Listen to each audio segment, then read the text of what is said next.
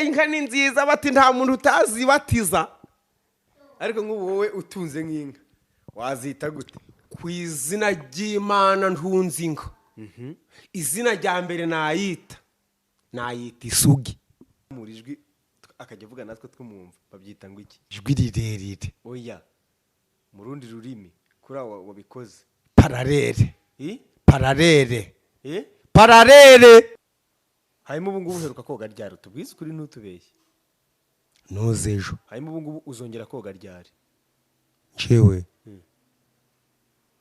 ubu ngubu noga gasize iminsi 7 ubwo ndabara mpereye ejo ukubise kwanza izina ry'Imana yo mwijuru do agarara neza kamera bareko nose izi ni inkoni cyangwa na hano wikubiye ntabwo bankubise bari bashaka kunjugunya hanze mwe y'amata tugiraga isheja ni iki ubwiza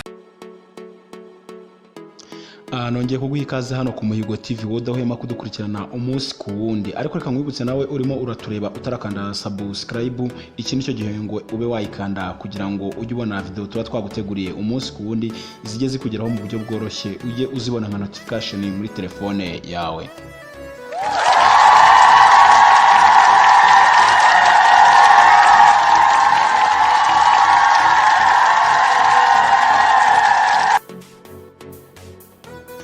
Umunsi kundi mbango ufite amakuru agiye atandukanye arimo aravuga mu myidagaduro muri politiki ndetse n'ingeri nyinshi zigiye zitandukanye. Uyu munsi nkuzaniye inkuru y'uwitwa Habiyaremye Jean Pierre. Kenshi bamuvuze iri zina Habiyaremye Jean Pierre ushobora kutaryumva cyangwa se kutarisobanukirwa ariko mvuze ngo inyogoye uhita ubyumva vuba cyane. Uyu mugabo wibera mu karere ka Nyabihu rero akaba yaramamaye ku mbuga nkoranyambaga kubera video yagiye hanze arimo avuga ngo buri muntu agira inyogoye yogamo. Ngo benshi iyi video mwarayibonye uburyo yagiye itrendinga.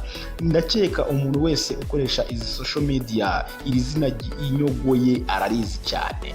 Nyuma y'ikwirakwira ry'iyi video nibwo Nyarwaya Innocent uzi ku izina rya Yago akaba ndetse n'umunyamakuru wa YAGOTVSHOW yamusuye ariko yaramusuye ngo baganire bisanzwe nkuko bajya babigenza bagakoresha interview abantu bagiye batandukanye.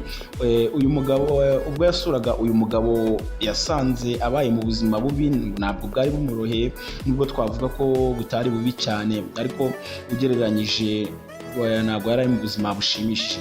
Nibwo nkuko bisanzwe Yago ajya bigenza akaremera abantu bagiye batandukanye bari mu buzima butameze neza. Nibwo yifuje kugira icyo amufasha dore ubundi ko yari asanzwe akora akazi ko gucoma ariko akorera abandi.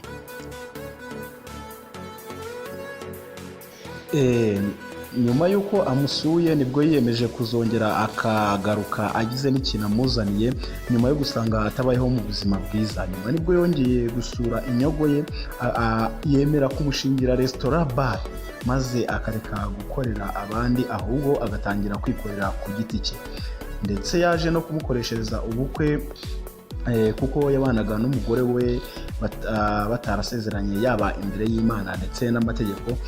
Ubukwe bwari bwiza cyane dore ko ari n'ubukwe bwabereye ku mucanga ku mazi nkuko bajya bivuga ahubwo bwabereye ku Gisenyi.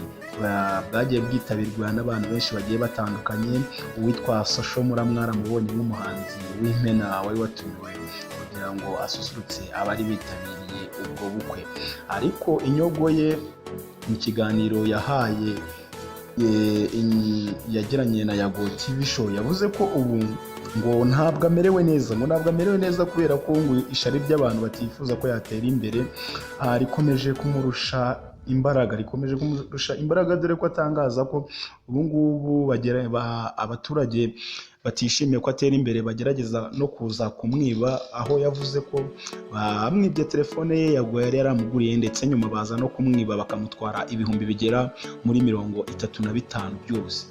Uyu mugabo akomeza avuga ko kubera ishari ry'aba bantu yumva aka gace atakomeza kukabamo, ngo bamufite ishari ryo ku rwego rwo hejuru, dore ko ikindi kibihamya ngo mbere nyuma y'uko abantu bagiye batumirwa mu bukwe bwe bakabategera bakabajyana ku Gisenyi, bakabakorera buri kimwe cyose, bageze muri karitsiye nabo baramwigarama batangira kumurakarira cyane, baravuga ngo nta kuntu turusha gutera imbere wakora ibirori byiza, twebwe ntabyo twigeze dukora, ntibishoboka, batangira kumureba nabi.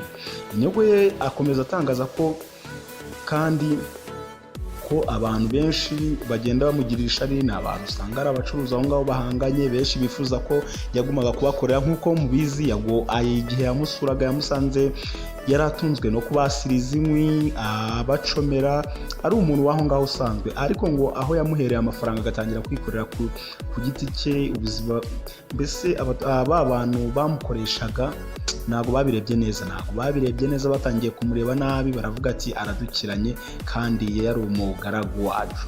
Ariko mu kiganiro bagiranye na Yago yifuje ko bishobotse yava aho ngaho mu karere ka Nyabihu, byibura niyo akajya mu gace kegereye umujyi ahitwa Mukamira, ndetse yanakomeje amwizeza ko mu kiganiro habonetse umuntu wabasha kumufasha akaza kwibera i Kigali, yaba ariho yaza kwiturira, kuko ngo ishyari ry'abaturage ribumereye nabi, ko dore ko aba afite n'ubwoba yuko umunsi umwe bazanamurangiza bakaba banamukuraho. Aho ushaka kureba byinshi bagiye baganira, ushobora kunyarukira kuri YAGOTVSHOW ukareba ikiganiro Isani y'Uboyi cyangwa se Inyogo ye yagiranye na Yago. Reka mushimira Samuel hano ku Muhigo TV udahwema kugeza amakuru agiye atandukanye. Mwibutse nawe utarakanda subscribe igihe n'iki ngiki ngo ube wayikanda. Reka ngukomere amashyi wowe warebye iyi video paka irangiye. Imana iguhe umugisha mu byo ukora byose, ndagushimiye.